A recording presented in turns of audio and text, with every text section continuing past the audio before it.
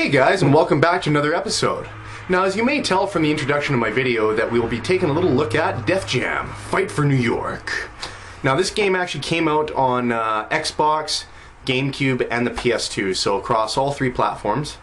It's the best on the Xbox in my opinion, not only just because the Xbox is more capable system and more powerful than the other two. It just has more content. The graphics are the same across all three consoles. The gameplay remains the same, story, everything like that's the same, which is awesome. So if you have a GameCube and not an Xbox, or a PS2 and not an Xbox, vice versa, you're not missing out on anything there. The only thing that you are missing out on with the GameCube or PS2 version is the lack of voice for your create a character model for the story. There's only one voice, which is kind of bunk. There's about 6 different voices or something like that, 5 or 6 on the Xbox version, which gives you more variety of what you would like to choose for your character. I think that's really good that they, gave you more option, which they should have did with all three consoles. It's kind of shitty that they actually singled one another out, but the Xbox version, in my opinion, is the best out of them all. So, and not to mention the load times are horrible on the PS2 and GameCube version. Xbox version, there's only like 15-second load time, and GameCube, PS2, they're like 20 to 25 seconds. It's ridiculous. So, yeah. Anyways, without further ado, Def Jam: Fight for New York. Alright guys, this is my favorite 3D fighting game across all three platforms. So, here we go, let's get started. We got Henry Rollins here whipping our asses into shape. Get ready to train your sweat. skills by using the development points you get from after every fight in the game through the story mode, and you use them for upper strength, lower strength, speed, toughness, and health.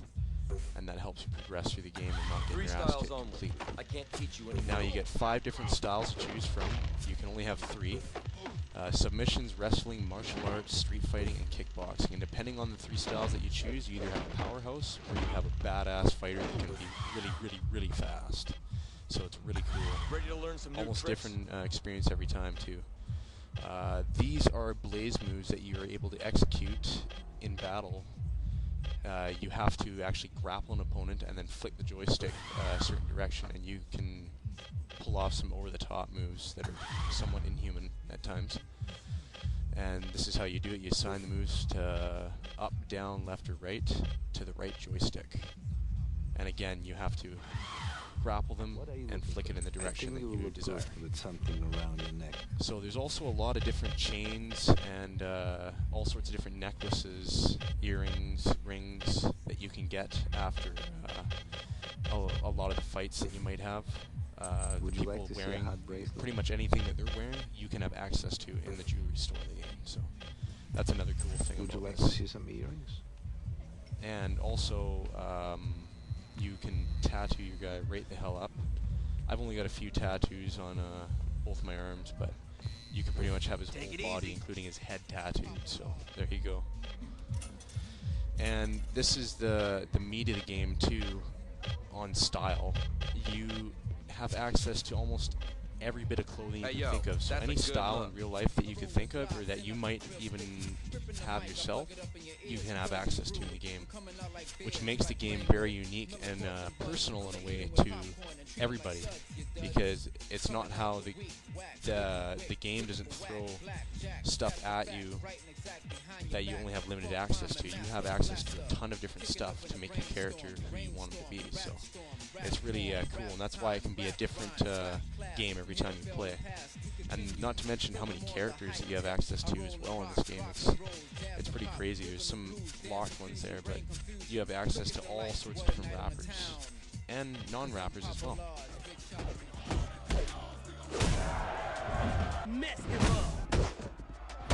There's nothing like stomping someone's face into the hardwood floor, crushing their pride and giving you an ego boost all at the same time. Yes, ladies and gentlemen, I'm talking about the heart of the gameplay right here. And this is really how it gets its mature rating.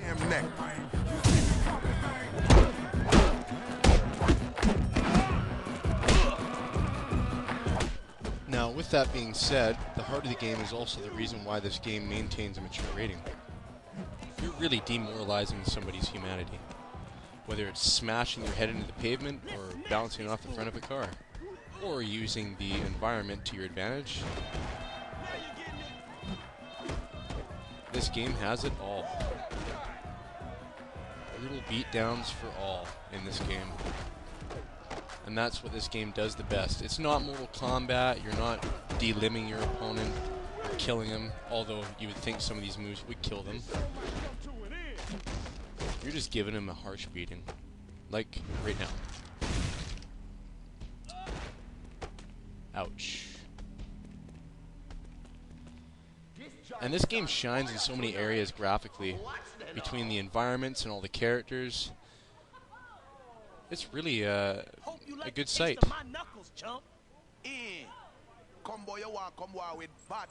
And I didn't understand a goddamn word he just said. But you know what? That doesn't matter. My aggression is still the same, and you're going down whether you like it or not.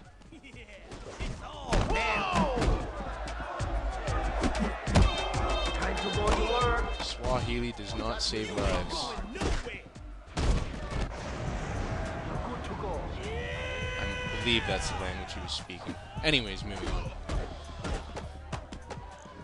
Like I said, the environments are very, they're unique. Pretty much every single one of them is boxed in. You have a crowd around you at all times. So you can throw your opponent into the crowd will do whatever means necessary, whether they have a bat in their hand, or whether it's just them holding him and you pounding him as they're holding him. It's all to an advantage point of who has the upper hand. But anything in the environment, those pillars, those speakers, everything is, everything you can see, you can pretty much use. As well as those bottles on the speakers if they don't fall off and break. And like I said, depending on how much development points you spend on a Blaze move, the more you spend, usually the brutaler it is.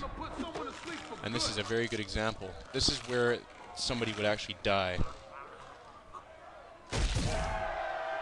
That's not a KO, that's more like death, fatality. But we're not playing any Mortal Kombat games here. We are playing Def Jam.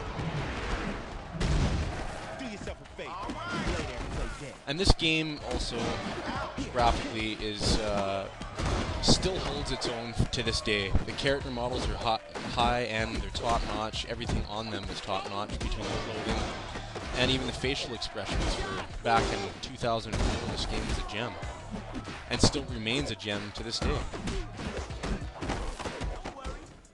But that's all for me, guys. I'm going to take care of Redman here, and I hope you guys enjoyed the video. Thank you for watching.